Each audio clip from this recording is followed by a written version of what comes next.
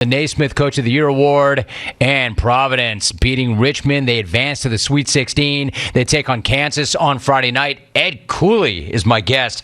Ed, it is so good to have you back. Ed, how are you? Jim, how you doing, my brother? How's it going? My man, I'm so good, Ed. How about you? How you feeling?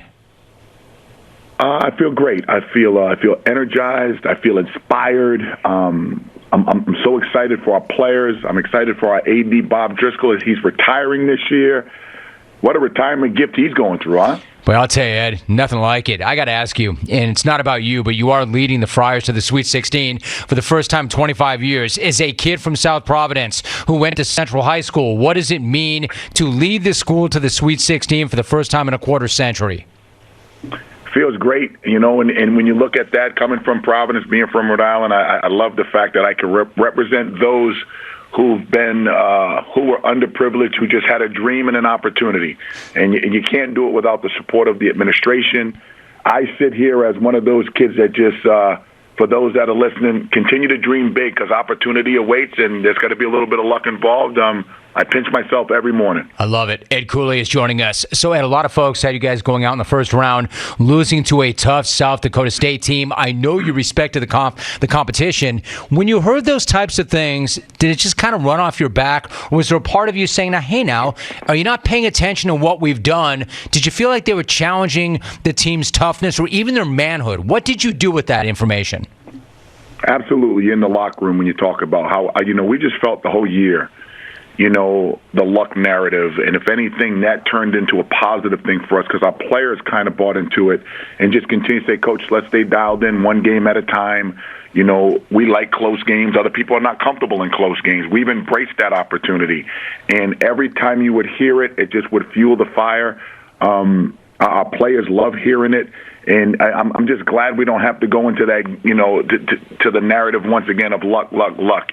If lucky is winning, then everybody listening is lucky because we win the game of life, not the game of basketball. Ed Cooley joining us. Love it. Earlier this season, when you were facing Seton Hall during a timeout, you challenged your guys to, quote, be them dudes. Fans loved it. They latched onto it. What's it mean then to, quote, be them dudes? And do you feel like your guys have embraced that attitude as well? Ivan Thomas, one of our assistant coaches, who's definitely going to be a head coach soon. He says I use that term in practice all the time. Like, who's that dude today in practice? That dude has an it factor. He's tough. He's resilient. He communicates. He smiles. Dives on the floor for a loose ball. Impacts the game other than just scoring. And in that moment, I felt that our players needed a little bit of inspiration. Like, we got to be them dudes. And I didn't realize it would catch fire the way it did. But all my buddies that I went to school with at Stonehill, Jeff and Derek, they would always say, man, you're nuts.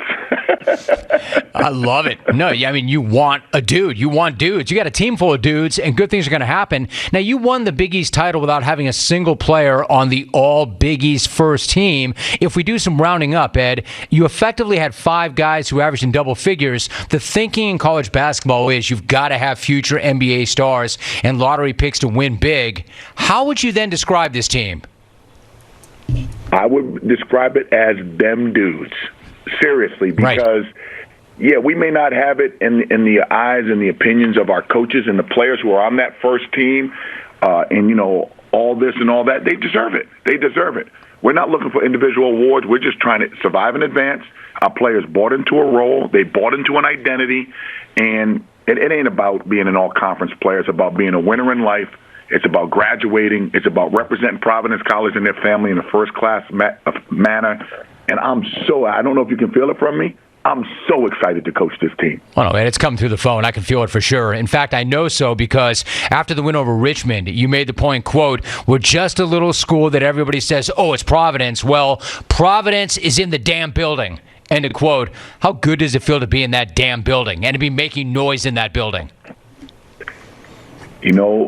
Unbelievable. I listen to a song every single day, probably the last 20 years, and it's that one shining moment.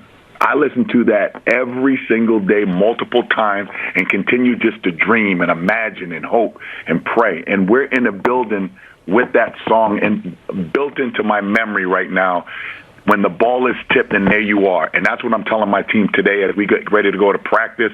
Let's be them dudes. Let's inspire one another. Let's be grateful and appreciative of the moment. And we are in the building. That damn building. Ed Cooley joining us. Oh, man, you're going to face I Kansas. love you, Jim. I love your energy. You're giving me energy. You know what, dude? I'm feeding off yours. No lie, Ed. I'm feeding off yours. I am feeding off your energy. You're facing Kansas on Friday, and the thinking might be you've got to deal with them, but the fact is they have to deal with you. Providence is going to be in that damn building, too. What are your early thoughts on facing the Jayhawks? Well, I mean, they're the blue bloods of all blue bloods. Coach Self, Hall of Famer, great players. Abaji, he can play anywhere at any level. McCormick, we're learning more about them as we haven't had to study them. We haven't played them. The fact that we have an opportunity to play someone like that to survive and advance, the opportunity awaits itself. We'll have some issues. We'll have some problems. Yet at the same time, you got to be that guy. You got to be them dudes. They're really, really good with their execution. They're really well coached coming out of timeouts. The more I learn about them, the more comfortable I get, I can give you further. But right now, the opportunity to play them, that's the scouting report. Whoever wants it more, who's ever dialed in more, who's ever the tougher opponent will survive and advance because these games are coming down to 1-2 possessions every single game. Ed Cooley, my guest. So one last thought. Like what I'm hearing from you is so much gratitude. I mean, so much gratitude for where you are right now, but you never want gratitude to kind of turn into or slip into complacency. How do you balance gratitude with that ferocity and that hunger and that drive and being them dudes?